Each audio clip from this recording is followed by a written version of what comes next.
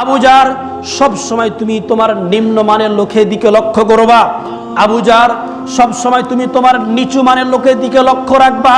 যদি তুমি তোমার নিচু মানের লোকের দিকে লক্ষ্য করতে পারো তাহলে তুমি আল্লাহর কৃতজ্ঞতা প্রকাশ করতে পারবা। যদি ওয়ালা আনদুর মান হুয়া ইলা দুনিন ফাউকিন, এবং তুমি লক্ষ্য করবে না তোমার চাইতে যে ব্যক্তি উপরে রয়েছে, যদি আল্লাহ আপনাকে একতলা বাড়ি দেয় তাহলে আপনি নিচের দিকে লক্ষ্য করবে, তাহলে তুমি আল্লাহর কৃতজ্ঞতা প্রকাশ করতে পারবে। যদি আল্লাহ তোমাকে একতলা বাড়ি দেয় আর যদি তুমি দুই তলা দিকে লক্ষ্য করো তাহলে তুমি আল্লাহর কৃতজ্ঞতা প্রকাশ করতে পারবে না।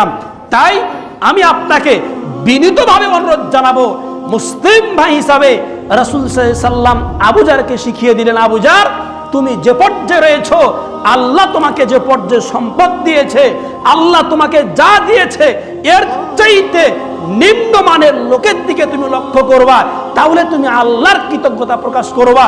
খবরদার ওয়ালা আনদুর ইলা মান হুয়া ফাওকি, খবরদার তোমার চাইতে উঁচু মানের দিকে, তোমার চাইতে যে উপরে রয়েছে এর দিকে তুমি লক্ষ্য করবে না, তাহলে তুমি আল্লাহর কৃতজ্ঞতা প্রকাশ করতে পারবে না।